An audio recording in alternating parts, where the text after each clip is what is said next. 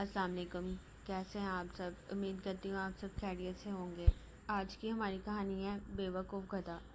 फातिमा साजिद। एक मरतबा का जिक्र है कि एक आदमी के पास एक खूबसूरत कुत्ता था। उस कुत्ते से बहुत प्यार करता था। वो इसे अपने पास बैठाकर खाना खिलाता। कुत्ता भी हर वक्त इससे पीछे पीछे दुम हिलाता फिरता और जहाँ वो जाता साथ हो लेता। आदमी के पास एक गधा भी था जो दिन भर बोझ उठाता और रात को अकेला जगह पर पड़ा रहता। एक दिन गधे ने खिड़की में मुंह डालकर मालिक के कमरे में झांका तो देखकर हैरान रह गया कि कुत्ता मज़े से खाना खा रहा था और मालिक के पास इसे चमका रहा था। गधा इसे देखकर जल गया और दिल में कहने लगा, आखिर मेरा मालिक इस कुत्ते को इतना प्यार क्यों करता है। मैं दिन भर सख्त मेहनत करता हूँ और कुत्ता सिर्फ दुम हिलाता और इधर उधर उछलता कूदता है। इसने सोचा कि अगर मैं भी कुत्ते की तरह उछलने कूदने और दुम हिलाने लगूं तो मालिक मुझे भी इसी तरह प्यार करेगा। ये ख्याल करके गधा ढहंचू ढहंचू करता और दुम हिलाता मालिक के कमरे में घुस गया। इसने आसमान की तरफ मुंह उठाया, दांत निकाले और ऐसी तेज़ी से दुम हिलाई कि शीशे और कांच के बर्तन मेज़ पर से और अलमारी से गिरकर टुकड़े टुकड़े हो गए। फिर इसने उछलकर अगले पाँव मालिक की गोद में रख दिए। मालिक गधे की इस अहमकाना हरकत से हैरान और परेशान हो गया और ख्याल किया कि गधा पागल हो गया है।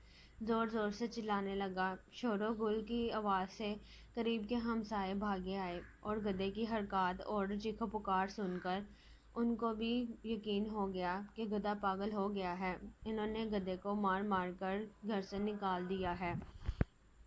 बेचारा गधा इस सब के लिए तैयार नहीं था और दिल में कहने लगा, जो कुत्ता करता है वही मैंने भी किया, मगर वो उसे प्यार करता है और मुझे मारे ये कहाँ का इंसाफ है। जुल्करनैन ज़ैदी। ये गए वक्तों की बात है। किसी शहर का काजी मुर्गी लेने बाजार गया। दुकानदार दुकान बंद कर चुका था। वो एक गाहक के लिए मुर्गी ज़िबा करके इसका इंतज़ार कर रहा था।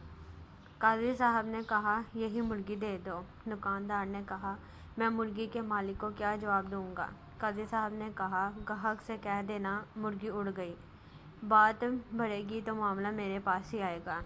दुकानदार ने मुर्गी काजी को दे दी। कुछ ही देर में वो गाहक आ पहुंचा जिसकी मुर्गी थी। मुर्गी तलब करने पर दुकानदार ने बताया कि मुर्गी उड़ गई है और वो ना माना और दुकानदार को पकड़कर काजी के पास चल दिया। रास्ते में दो अफराद झगड़ रहे थे। दुकानदार बच बचाव कराने लगा तो इसकी उंगली लड़ने वालों में से एक शख्स की आंख में लग गई, जिससे उसकी आंख ज़ाया हो गई। वो यहूदी था, सो वो भी अपना मामला लेकर काजी की तरफ चल पड़ा। दुकानदार बहुत परेशान था कि मुर्गी के मामले में तो काजी बचा लेगा, मगर इसके मामले में क्या होगा।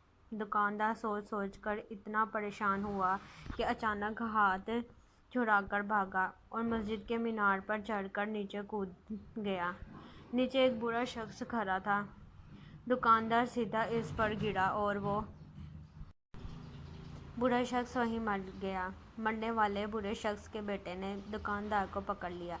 जब इसे पता चला कि इस दुकानदार को काजी के पास पेशी के लिए ले जाया जा रहा था तो वो भी साथ हो लिया। मामला काजी की अदालत में पहुंचा तो सबसे पहले मुर्गी वाले गाहक ने अपना मुकदमा दर्ज करवाया। मैं मुर्गी ज़िबा करवा कर गया था, अब दुकानदार कैसे कह रहा है कि मुर्गी उड़ गई। भला मरी मुर्गी कैसे उड़ सकती है।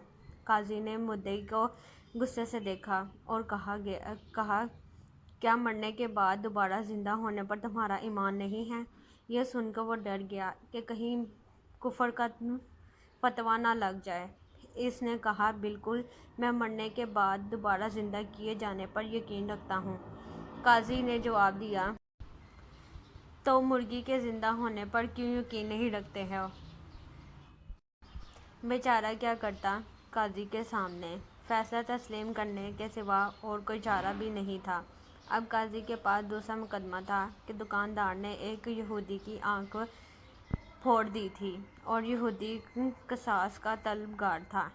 چونکہ یہودی کے لیے قصاص آدھا مقرر تھا، اس لیے قاضی صاحب نے فیصلہ سنایا، دکاندار نے یہودی کی ایک آنکھ پھوڑی ہے، اس لیے نصف قصاص دشوار ہوگا۔ بہتر ہے کہ دکاندار یہودی کی دوسری آنکھ بھی پھوڑ دے اور یہودی بدلے میں نصف قصاص یعنی دکاندار کی ایک آنکھ پھوڑے گا۔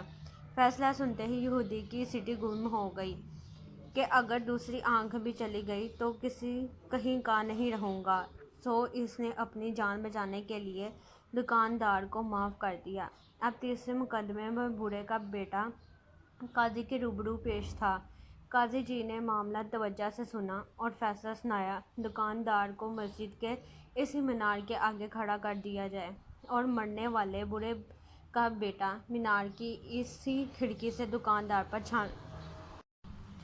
چھلانگ لگا کر اس کی جان لے لے اور اپنا قصاص وصول کر لے۔ جاری ہے۔